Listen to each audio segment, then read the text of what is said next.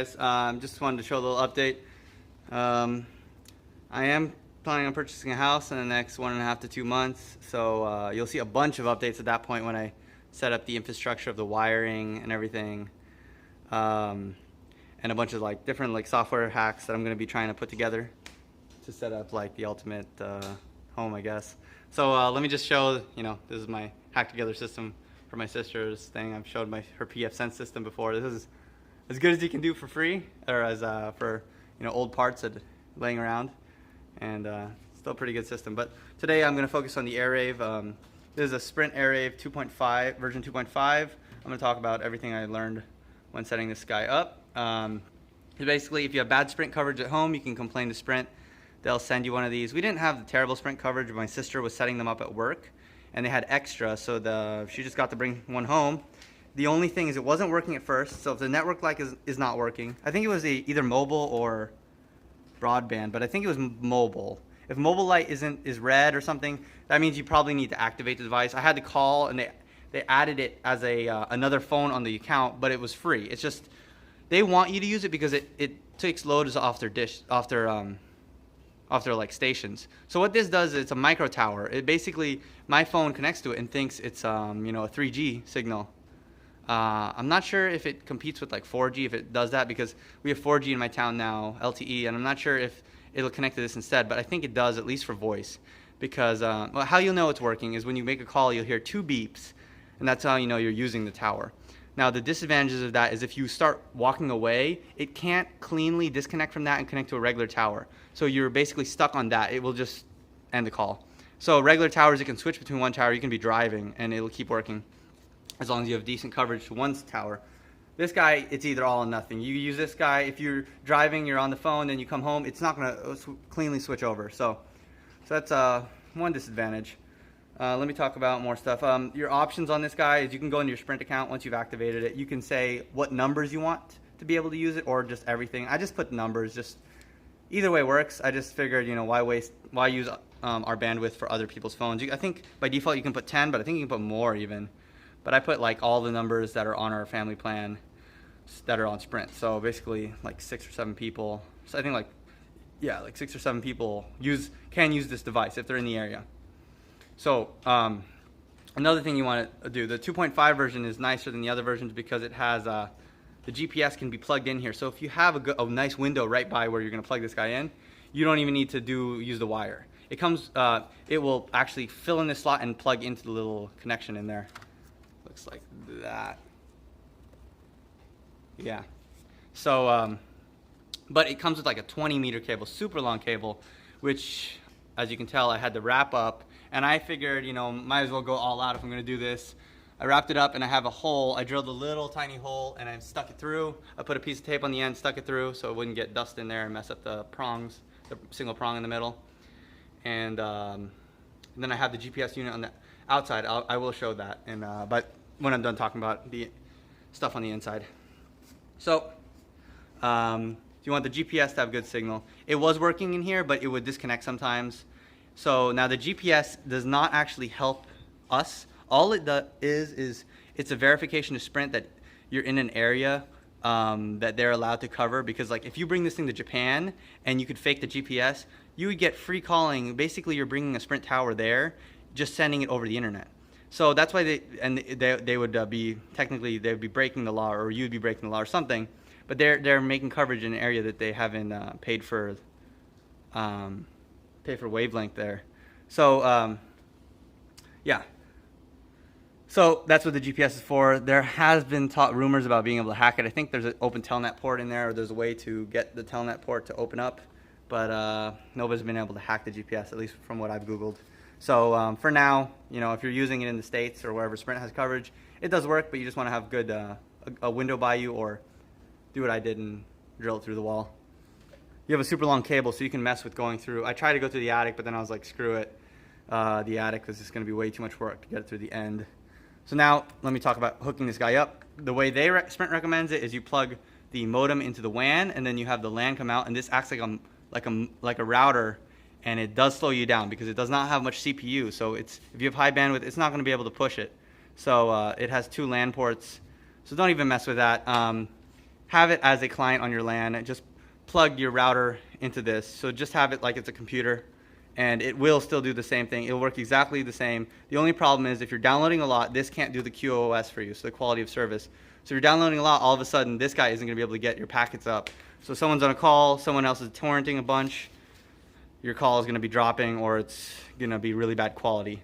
So what I do is I have my two downloading systems are transmission for torrents, which is running in the jail on my pfSense system. It's running a FreeBSD jail. It's transmission. It's a torrenting program. And I have SAB NZBD for my Usenet downloads. So both of those have limiters that you can set up. Transmission, you can set up like an upload and download limit. I have the upload set pretty low, but I let the file sit there for a while. So I just let people leech, but I don't want them to kill my upload. Because you can really feel it when your upload is maxed out or near the max. You can really tell, packets aren't really moving and stuff slowing down. So I limit that a lot, but I just leave it on. So I leave the files there. The newer versions of transmission, because pfSense is still based off 8.1, my jail is based off like 8.3, and I haven't updated the transmission in a while. I think I have an old version, but the newer versions, you can even say like a file, I want to only upload 2 times what I downloaded. So say the file you download, it takes 10 gigs to download the thing, you'll only upload 20 gigs. So it's kind of cool. So you'll only upload files. How I do is I just set a limit for the upload, a really low limit, but I leave it on all the time. So all the time people can download from me, just to leech. And you just want to be, nice to the community, let other people leech off you because you're leeching off them too, Excuse me.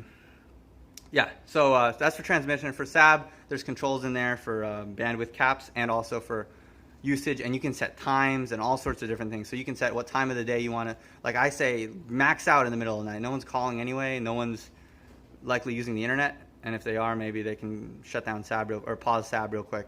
But that's how I do it. But I say like during the day, limit it, especially like main pack hours, like 7 when people get home from work and they just log on the computer. So that's what you want to do if you're not having this in front of your router, which is the way I recommend. Do not have this plugged in front of your router. Have it downstream of your router and just have some type of QoS system or limit your downloading.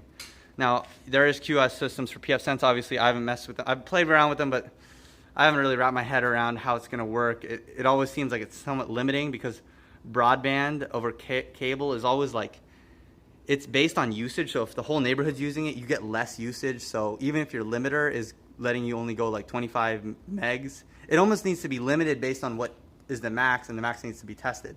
So now if I had Fios and it was like constant 25, constant 10, maybe I would mess around with QoS, but it's not constant. It's like, especially in peak hours, it's being split amongst the whole neighborhood because I'm not getting like my own dedicated pipe. So that's why QoS doesn't work too well on cable. I think maybe on DSL it might work better, but I'm not 100% sure. So yeah, anyway, that's just talking about the IP system behind this thing. But mainly this thing is just it connects as a 3G and as a phone thing. So that's why you might want to limit the numbers on your Sprint account website, because otherwise other people might be leeching off your downloads. They'll just start, oh look, there's a really good 3G signal in this area. Let me download 10 gig file, and then now you're pushing up your download caps. So anyway, so now let me show the GPS unit. Is there anything else I could think of to talk about on this unit? I think that's pretty much it. This thing gets pretty hot, that's why I put it in the front. I'm gonna eventually, this system's pretty much done. There is another change on my FreeBSD or my pfSense system that I really want to show, but the only thing is I need my phone to show it. I want to show an app that connects to this.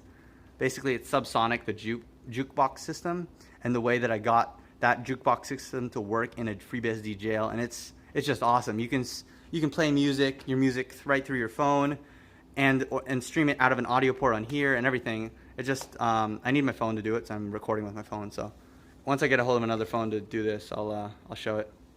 Anyway, I'm gonna put a wood over this cover at some point. This doesn't really push much air, so let me show you the GPS unit on the outside, and then you can go complain to Sprint and go get one of these for free. Move patches.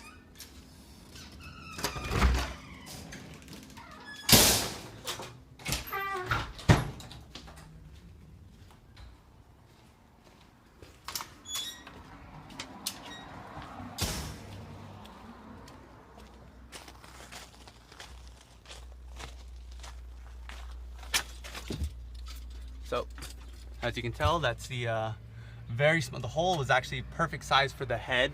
The head of this is a little metal thing right there, you can see right here. I put a little piece of tape over it so when I push it through, the prong doesn't get all bent or get dust in there. So I put a little piece of clear tape over it. I pushed it through that hole that I drilled with, I don't know what size. It was pretty small. It was like the smallest that looked like it would fit the wire. Then I put these hooks just to hold it. I don't know if this thing is waterproof, but I'm hoping it is. Otherwise, whatever, I'm sure I can buy another one of these modules. This is the little GPS module. It's not aiming up towards the sky, but as you can see, I have 4 screws on it, 4 nails on it. But it is aiming out, and I think the GPS signal bounces around. It's just you don't want it to get absorbed. So GPS always works. When it was inside, it would sometimes work because it needed to get through the roof, and it would sometimes be shutting off. Making a video. Yeah, so that's pretty much all you need to know. And yeah, I recommend you call Sprint. You can get one of these for free, and it's a free monthly charge. You just need to complain that your signal is bad. So yeah, hope you enjoyed this video, and I'll see you guys later.